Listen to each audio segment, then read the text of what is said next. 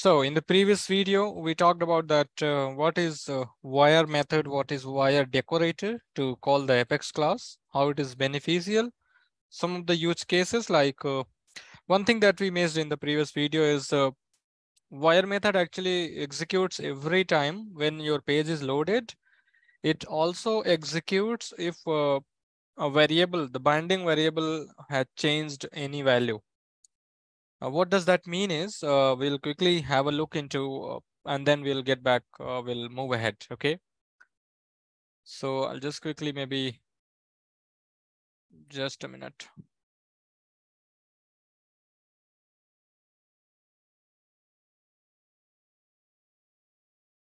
So I hope everyone can see my VS Code.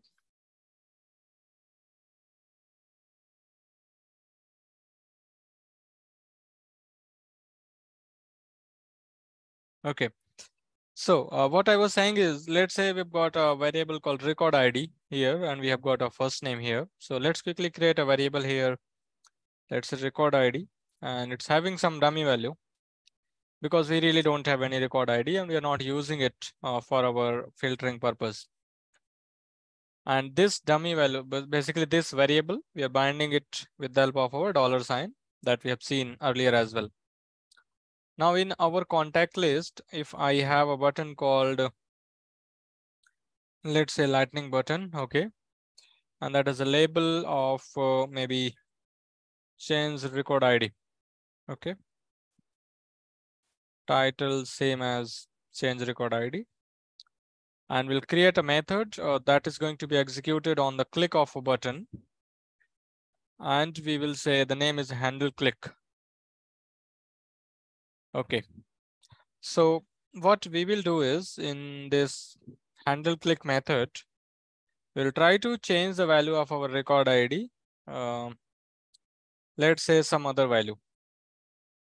So what I was saying is, now this record ID variable is getting referenced in this variable, in this method, in this wire method, right? That is get contact list. And if we are changing the value of record ID, so every time we change the value, this wire method is going to be get triggered, re-triggered. It's going to re-trigger. It's going to get the information for you. So to know here, this is our cloned data, right? We are going to have the console.log here, and we will say cloned data. And let's quickly print this json.stringify our cloned data. So whatever the object or the array of records that we are getting, we are printing it in our format, in our JavaScript in the string format.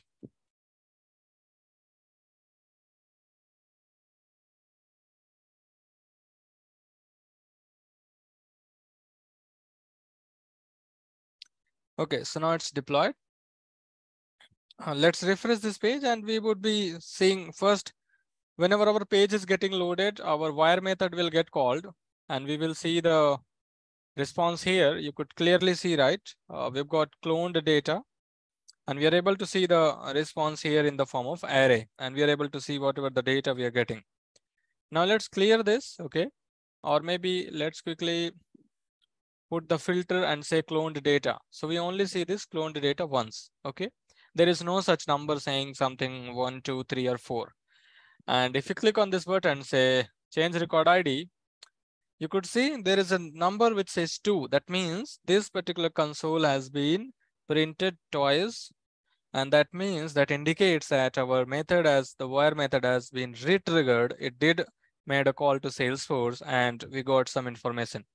Now, if I click on this button, it's not going to do anything. The reason, because once we click the button for the first time, the value gets changed to some other value. And every time the value is getting changed to some, because now if you click on this button, the previous value and the new value, both are same. So it's not going to re-trigger. But if you have different value, you are changing the different value, it's going to re-trigger. And this is one thing I would say it's both like pros and cons, because the pros is that if you wanted to execute your wire method every time on a click of a button and you wanted to get some result differently, you can utilize this way that we have talked about, or and the cons is like, because you really don't want it to get the wire call, but still you are getting the wire method is getting called because the variable is binded there. So this was the one thing that we missed in the yesterday's session. So I thought of just covering it here. Any questions so far?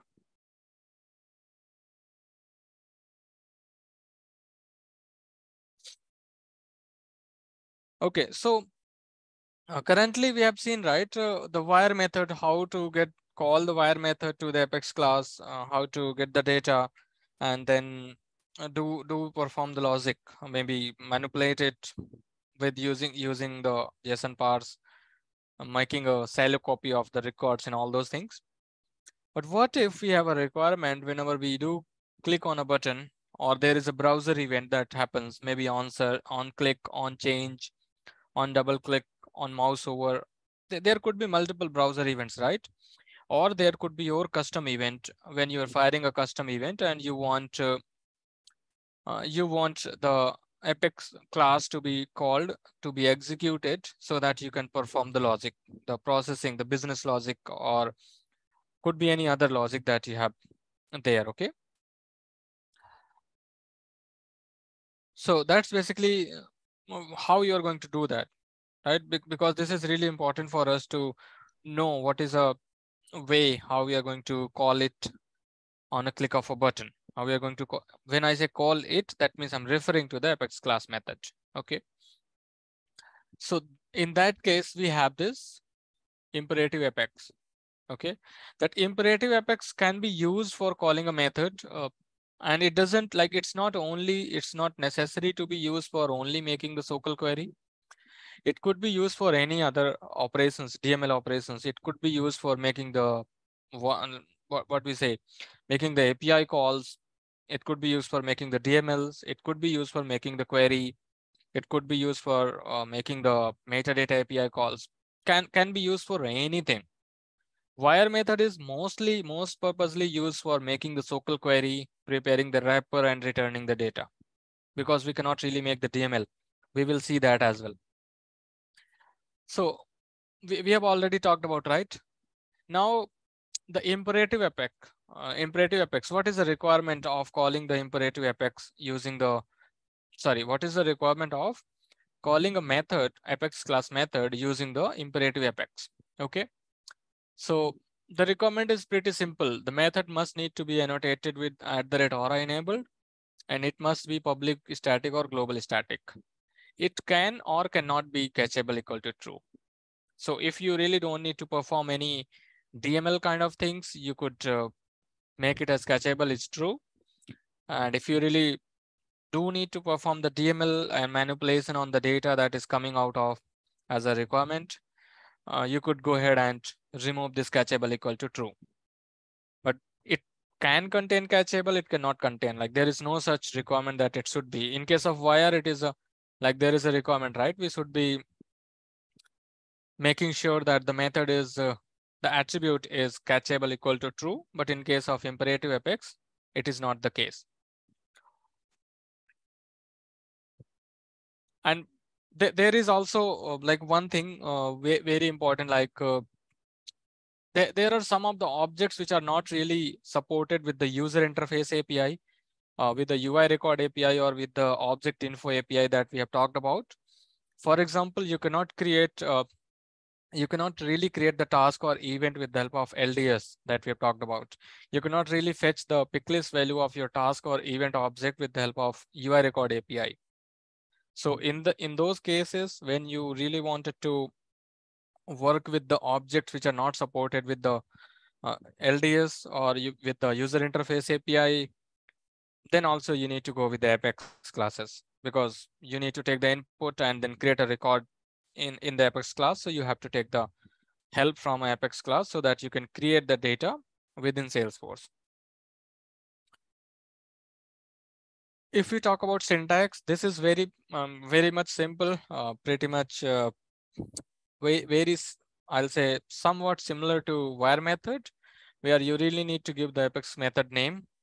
This is the method that you would need to import.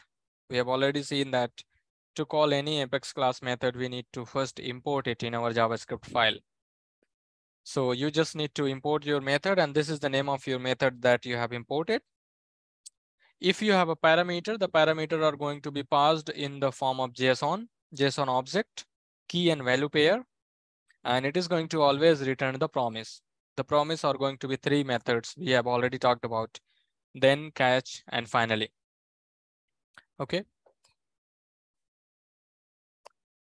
This is again syntax for syntax with all the promise methods that we have. Like this is a method. Then, as we talked about, it is going to return the result if there is a successful response. Catch is going to return the error if there is an error response. And finally, is going to be executed every time, no matter either there is an error or there is a successful response. Okay. So let's talk about how we can call the method imperatively. Before we see how we can call the method imperatively, as we talked about this wire methods or the method which are annotated with @ or enabled and marked as catchable equal to true. These are read-only methods. Okay.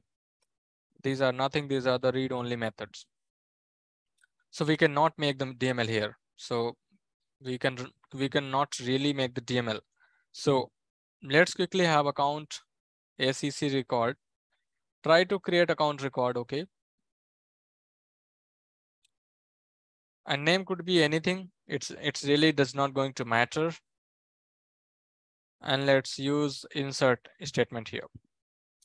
So we are saying, okay, count record. There is a SEC record. Okay, we are able to take it with just inserting whatever we wanted to do. We're doing it. Okay, let's deploy it. Let's say that you wanted to call the same method on the click of a button.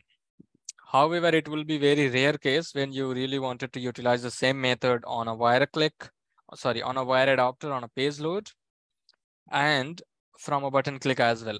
That is really going to be very rare case. But let's say we wanted to call this method on a button click, and that button click is this. We already have a button here, right? The label we are saying change record ID. This time we are going to say call Apex method. Okay.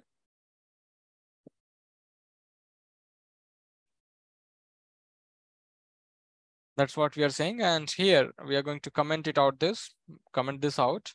And how to call this? This is the name of our method. Now, if I change it to something else, maybe what I will do is I will re-import the same method here and just change the name. So I can say imperative Apex. Behind the scene, it is referencing to the same Apex class, same method, but this name is different. So that's why I'm able to import it twice.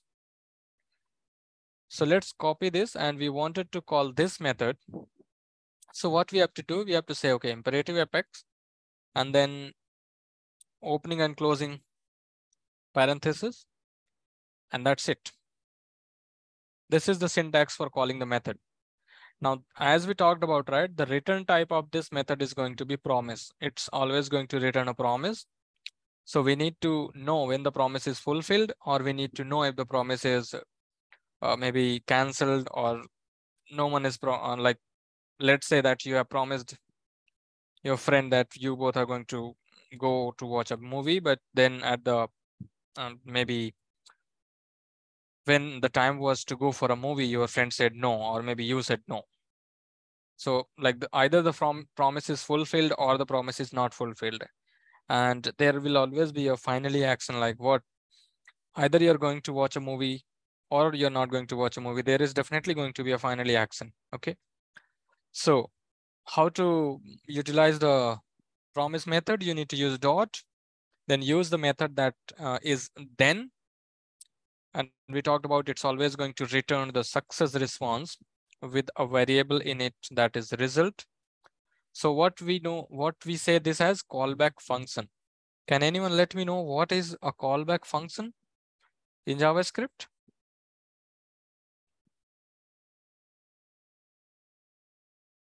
Yeah, you can give it a try, even if it is not true, or if it is not 100% true, that's fine.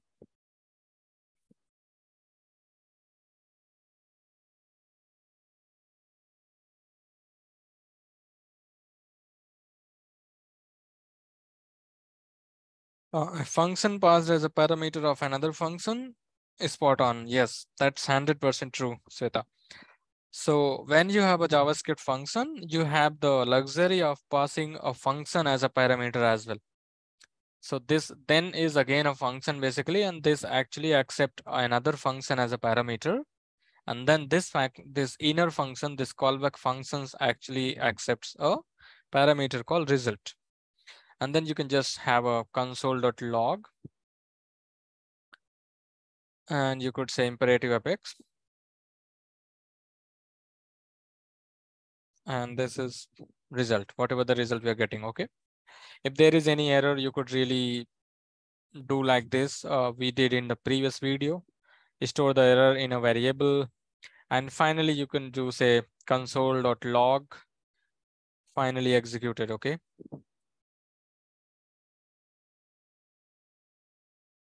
That's what we have. And one cool thing that I would like to showcase you, as you know that this is a this dot records is really going to give you the list of records. So if you wanted to print it in the UI in a table format, so you could say console.table, and it's going to display the data in the form of table.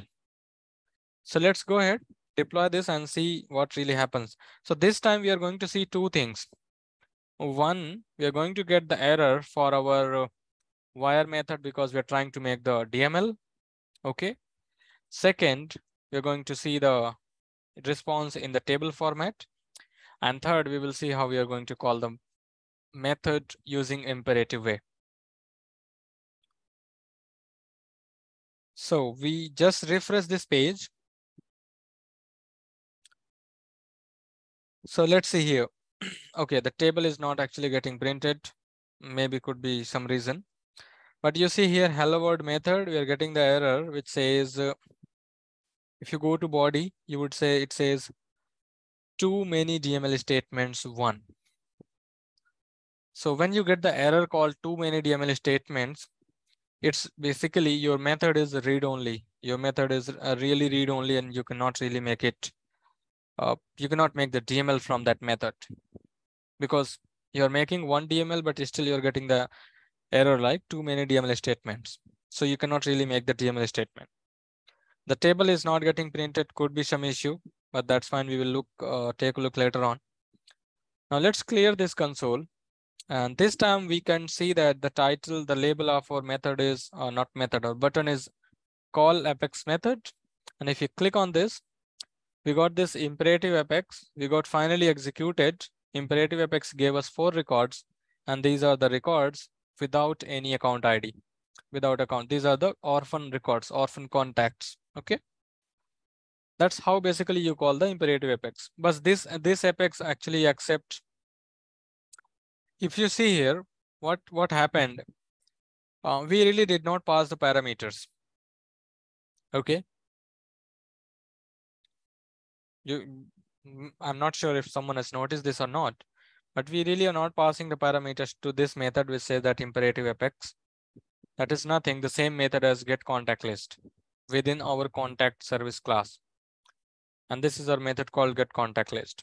So this is also one of the luxury of using the imperative apex. You really don't need to pass the parameter, and you will get the response because you really are not using this currently as a part of filter. But I'm sure if you will be passing the parameter, you will be using this as a filter as well. Okay, maybe let's say we can use this, utilize this record ID where we say where account ID in record ID. Right? We're just putting a filter here saying where account ID equal to this account ID, whatever we are passing, then only give us the list of contacts related to that account. Okay, and deploy it. Now, first and foremost thing that we have seen is we have seen how to call a method without passing a parameter. But it is going to be very rare when you really need to call a method and we are not passing a parameter. Definitely there would be chances, maybe 10 to 20% chances where you're calling a method and you're not passing a parameter. So this is a way, okay? And there would be some cases, 70 to 80% where you are calling a method, you are passing the parameters. You could be passing the parameter like multiple parameters, first name, last name, email, phone, and creating a contact. You could be passing the complete Apex class. How to pass that we will see. You could be passing the map of a string or object. There could be multiple type of data types that you could pass from your LWC to Salesforce. This is the very first basic simple type of data types that we wanted to pass, like those both are string type, like record ID and name, sorry, first name. So how you pass it, this is fairly simple as wire method. You really have to utilize both opening and closing curly braces. And you really need to say whatever the variable name you have, record ID, okay? And this time you cannot pass like this. If you pass like this is going to be the value passed, getting passed into the method, into the Apex class. What you have to do is, if you have a variable here, let's say record ID, you really need to pass like this dot record ID. If you don't have a variable, for example, we have got first name, right? And you want to pass the static value like this, you could also do that. Maybe if you want to pass another method, if you have a variable, another variable here, like email, you could pass the blank value for that variable as well. So that's how you do pass the values to imperative Apex method. And we clearly see the difference between wire, the value passing between wire method and imperative Apex method. Now let's see what the difference we are getting. Are we getting the result or not? Okay. So let's click on this call Apex method, and we didn't receive any response. We got the success response, but we really did not got any record in return, because now we have a filter here. We have a filter in place, and that filter is just the dummy value, and we really don't have any contact record related to that account. That's why we got it. If you really use this component in your account record ID and use @API annotation to get the value of your account record ID, this is going to give you the result. Let's quickly see that as well. So as we have seen, right, if you wanted to read the record ID of our any record detail page, so we have to just say @API and use the variable like record ID, and it's really going to work perfectly fine. Okay. And then we have got console.table. It's not really printing whatever the console we have got. Okay. So far everyone is good. Any questions?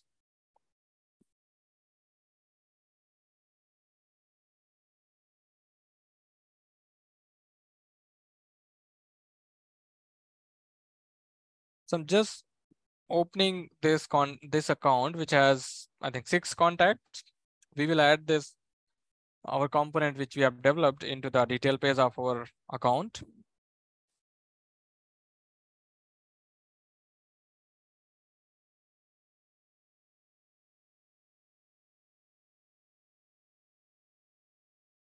So it should be contact list.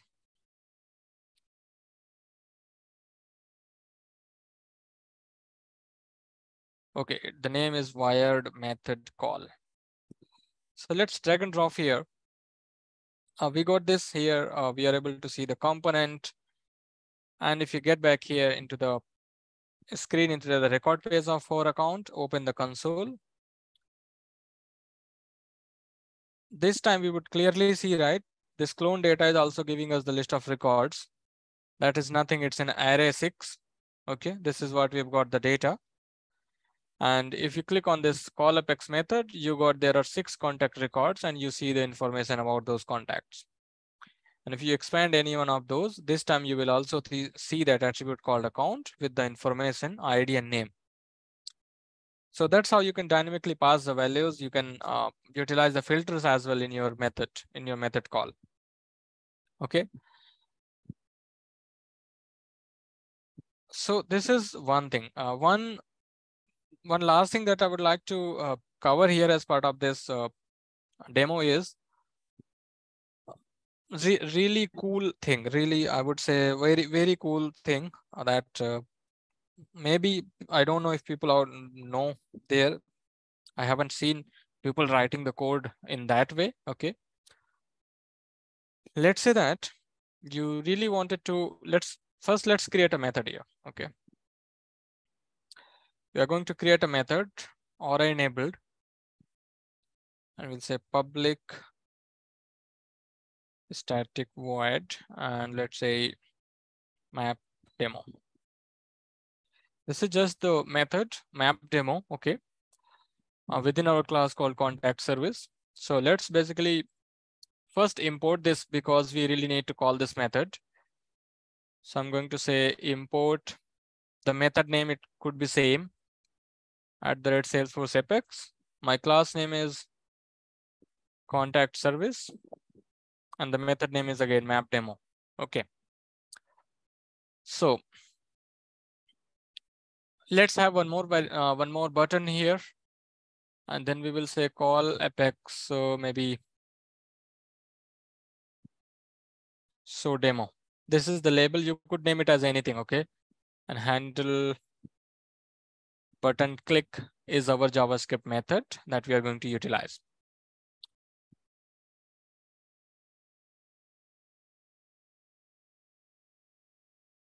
Yeah, so this is a method. Let's pass a parameter called event, and let's say event dot prevent default. Oh, okay, it's not really happening.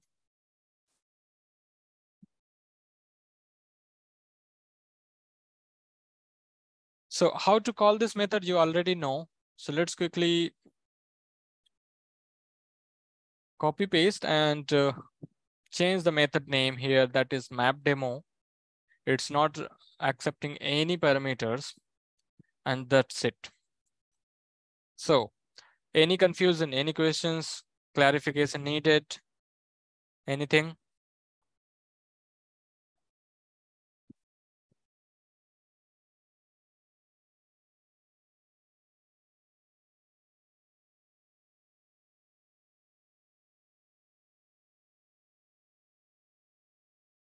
Amit, in this method, like in imperative method, right? Why Mhm. why the dollar variable is not allowed?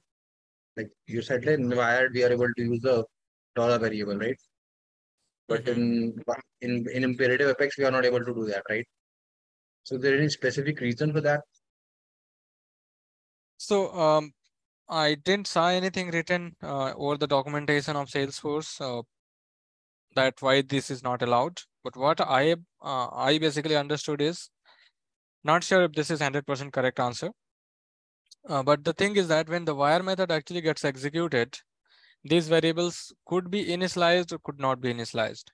Maybe if I give some dummy values here, let's say maybe in the error, if I see something like this, error is an object. And if I say maybe status code, it could be maybe, let's say 500. OK is always going to be false for the error.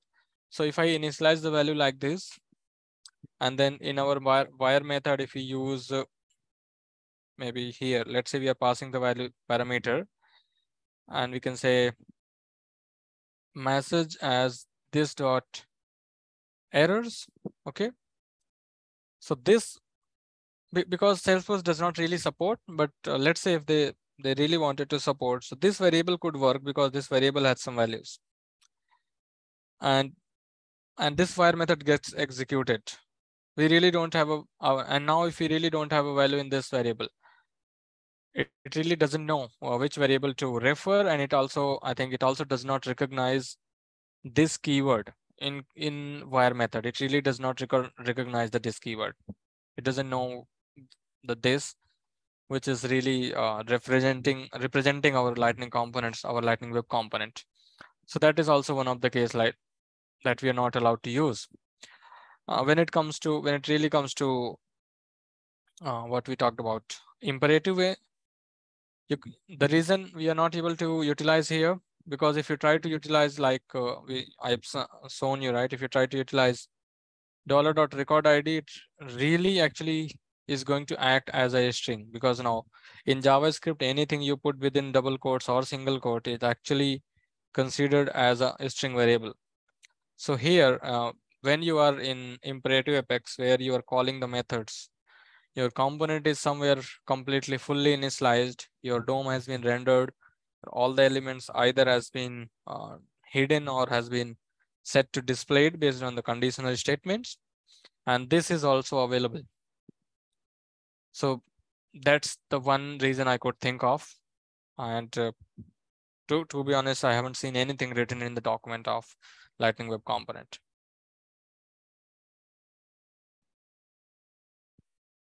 Okay, thanks. Yeah. Any other questions?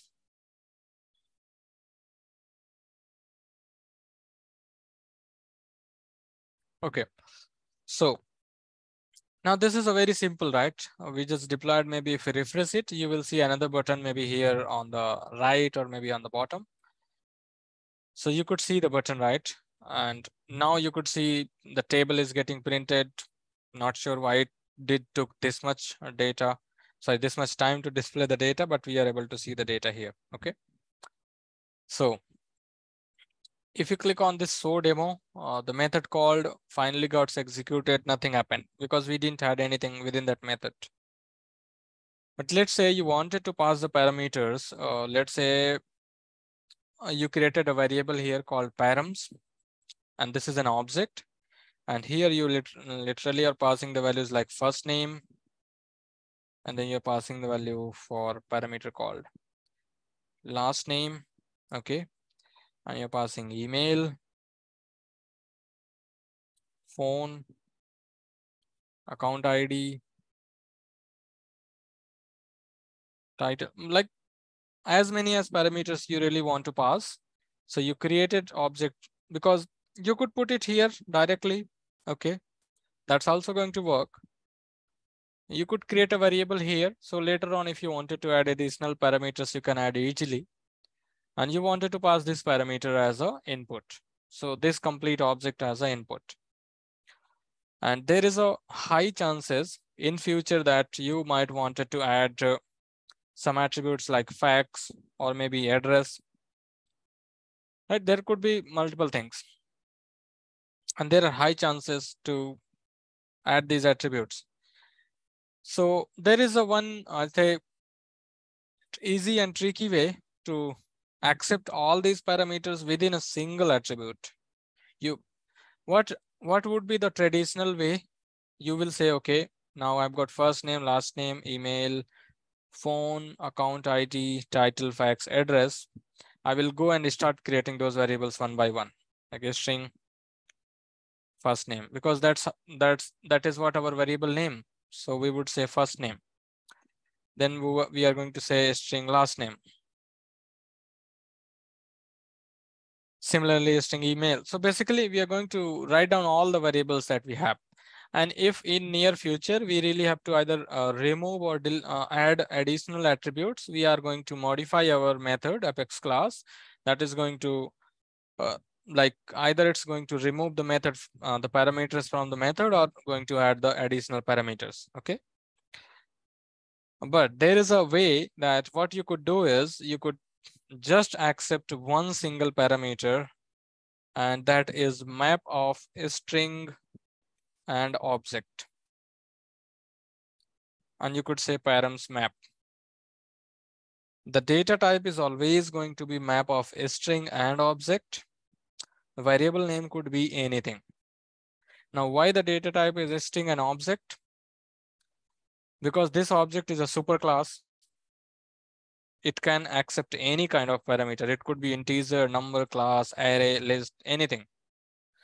You could pass any value from here. Let's say maybe you say age, 1, 2, 3, something, integer. Maybe you say salary. You could say, sorry, something like this. That's decimal. Okay. So this object is going to accept every single thing, and it's not going to break. Now what you could do is you could easily print here system.debug, and I'm just going to convert this map of a string and object into the string format and print it. So it's a JSON dot serialize pretty. Okay, this is the method, and print it. So before I deploy it, can anyone let me know if this is going to work or I'm going to get the compile time error?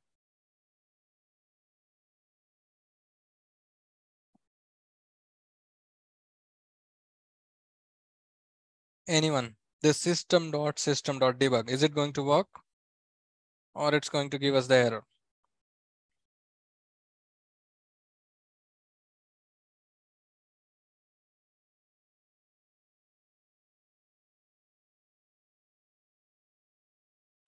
Okay, seems like no one is interested. So I'll go ahead and deploy this. Yeah, if you're not interested, I'm really not going to take time to explain this. Okay. SERI. Okay. There is a typo mistake on this method.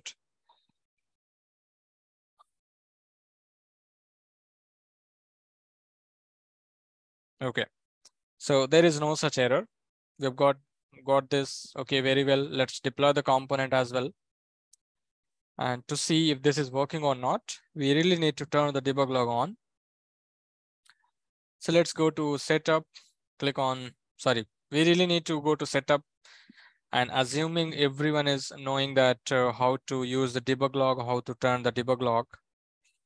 So we'll just go ahead and turn the debug log on for our current user, because our user is basically admin user is the one. In my case, my user is admin user. In your case, it could be your name or it could be something else. Turn the debug log on for the 24 hours. Okay. And then now let's refresh this page.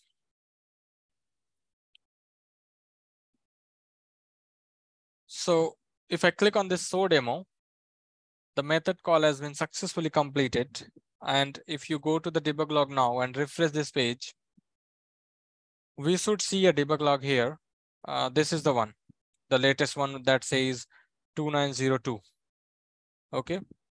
So let's open, I'm going to open these both. This one is easily identifiable that this is because of the wire method. And this is one of the method and this is another one. So look into that. Okay. That we are getting, okay. Debug says we are not getting anything. We're getting null. Okay. And what about this? Okay, this is the one which is calling the method and getting the details. But this debug really says that we are getting null value here for our map, line number 19. Okay, we've got map of a string and object, parameters. We are passing some parameters which says first name. I'm just trying to pass some values.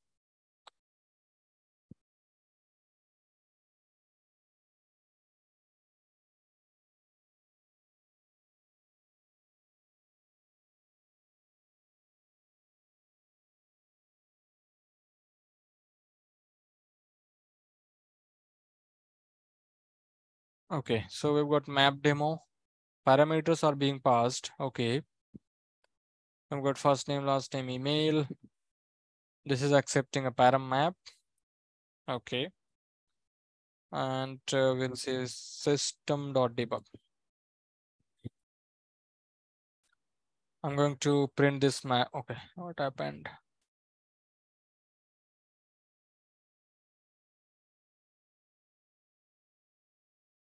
Deploy the method and deploy this as well, both.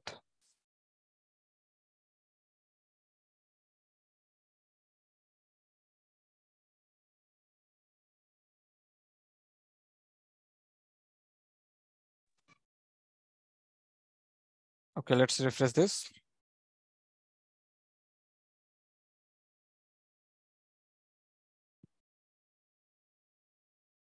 Okay.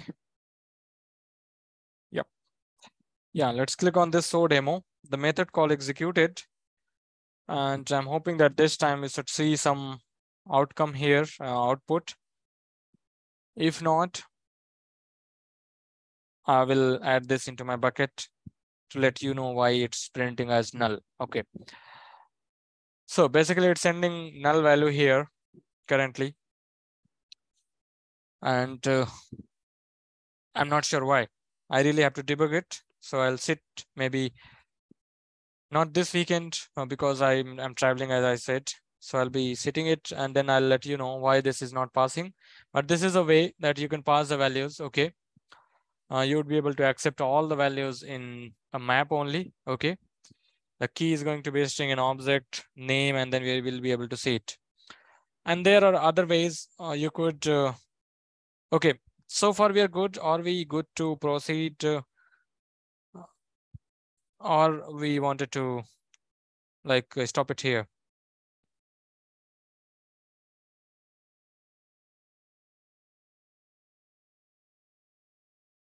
Can we call the same method any number of time? Yes, we can call the same method any number of time. There is no limit.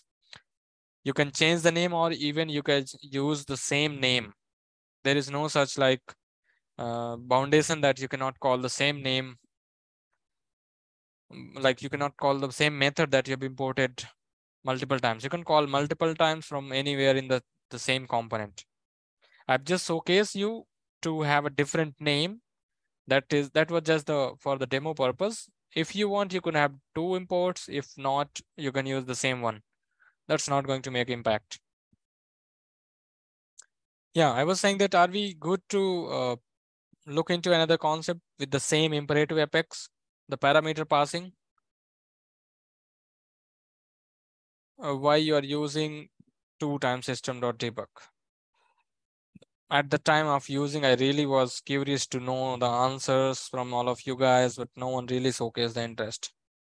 But I'll explain as you ask, I'll definitely explain. Okay. So what do you understand by this? What exactly we are doing here? Like, is this a rocket science or like, is there any logic behind using system.debug? System is a class, debug is a method. Okay. Now, what do you understand by this? Like there are two systems now. So what do you understand by this? Anyone?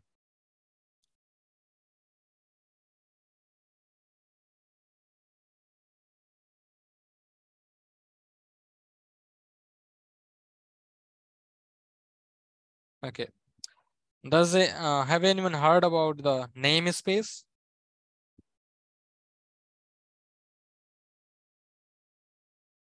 Yeah, namespace. So basically there is a namespace with the name called system. Okay. And then there is a system class itself within the system namespace. And then this is a debug method within the system class. Similarly, there is something called system.label. You could just use the label name, whatever the label you have. So this time this is a system namespace, label is a class, and the label that you wanted to get. Okay, so that's what we have. So there are system is a namespace, system is a class within that namespace, and debug is a method within that namespace. And definitely this method is a static method. That's why we are able to utilize with the help of say class name dot method name. Okay. Now there is a question like when to use get record, create record, and when to use wire method. So it's pretty obvious. It's not obvious. I would say it's pretty simple and easy to differentiate between those two. Get record always going to take the record ID. And it's going to give you the information about the fields that you have imported. Okay. You have imported the fields from the object that you wanted to get. Maybe let's say contact, first name, last name, email. And you have the contact ID. Then you will use get record and get the information about contact. On the other hand, you really don't know which contact you wanted to fetch. Let's say you have email about a contact and you wanted to get the information about that contact, which has an email ID. the same email ID that you wanted to pass. You cannot use get record because there is no such way that you can filter based on an email. Or you wanted to get the list of contact, list of account, opportunity, cases. You wanted to get the account record, their related cases, their related opportunities, related contacts. You cannot do it with get record. Get record is only going to give you a single record based on the record ID that you're providing. There is no such limitation in case of wire method, in case of wire decorator, because this is now an Apex class. As soon as you start customizing using Apex class, most of the limitations are gone. You have more visibility, you have more playground to play around with, more customization you can make it. Create record is again, if you have very simple requirement for creating a record, you really don't need to do the manipulation. You really don't need to depend upon the related records. There are no such queries being done for, like there is no such matching done behind the scene. If this is very simple as it is to create a record or multiple records, simple multiple records, you could utilize create record. Otherwise, you have to go with the custom Apex if there is a complexity involved in it. Like for example, you are trying to create the contact record, where you are taking a input text field where you say account. And now you wanted to first check if the account with the same name exists in the system or not. If not, then first create the account, then create that contact within that associated account. Otherwise, get the record ID of that account which is already there and then associate that. This is just a simple, I'll say somewhere around a small complexity, but you would be getting multiple requirements in your, like we will be seeing that as well, where your create record or get record are not really going to work. These are going to work for very small and basic requirements. Is it clear?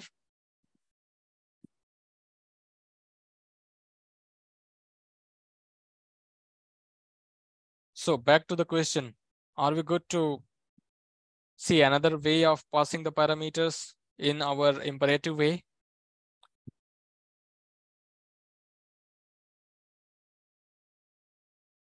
Either thumbs up or thumbs down.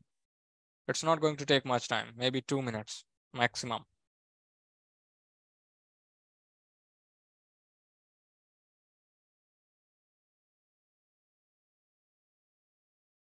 I really don't see response. I'll go ahead with this. So let's say that you really wanted to accept these parameters, the parameters we have, like first name, last name, email, phone, account ID, all these parameters in your Apex class method. Okay. And then you wanted to do some manipulation. So the best way that every developer might be using, or they must need to use, is with the help of a wrapper class. Wrapper class could be a class within a class, or it could be a class outside of a class. There is no such foundation or limitations or rocket science which says that this class is a wrapper class. So any class can act as a wrapper class. Okay. So what we will do is we'll say, let's create another method called public class. And I'm going to say contact wrapper because I wanted to take the input from the contact. And here we would create the variables like public string first name. And this time, whatever the variable name that you're creating here, first let's create the variables. So we have first name, last name, email, title. Okay. This is last name, email, title, age, salary, and let's say account ID. Okay. And there is address as well. Phone is there, fax is there. So there are so many fields, right? So you could just say phone, fax. Now, first of all, that you need to consider is the data type. Like age is always going to be integer, not a string. Salary is going to be decimal, not a string or double. You really have to change the data type. Account ID, address, phone, all these are really a string field. So you could just going to say string and go ahead and deploy it. Now you have got this class contact wrapper. Okay. Now what we will do is, this is the variable name. That's what I'm saying. Now pay attention here. The variable name says first name. F and N both are capital. So you have to say same way here. The exact name. The variable name here.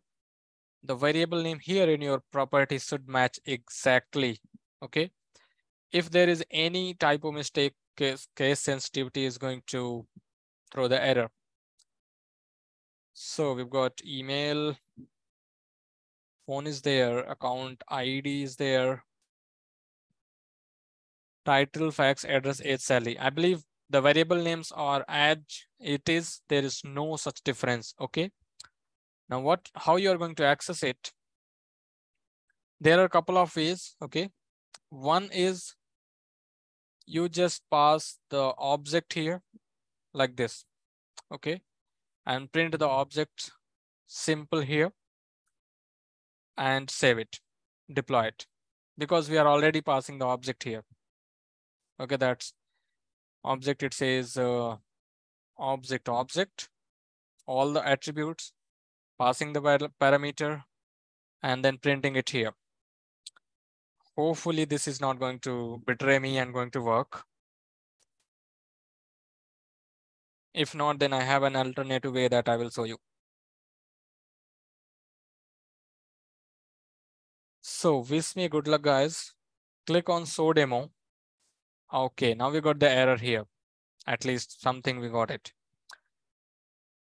So what it does say? Okay, there is some error. We really don't know because this console is not really telling us anything. Let's see if there is anything in the browser console. So this is the one.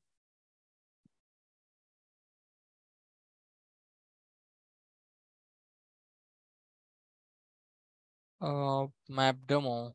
Okay.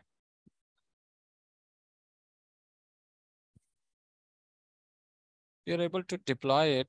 Everything is okay.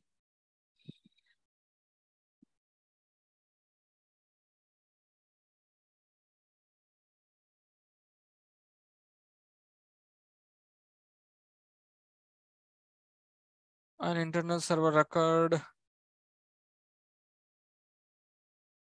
This error is really bad because you cannot really debug it. You cannot really know when and where the error is. Okay. And that's even bad for me.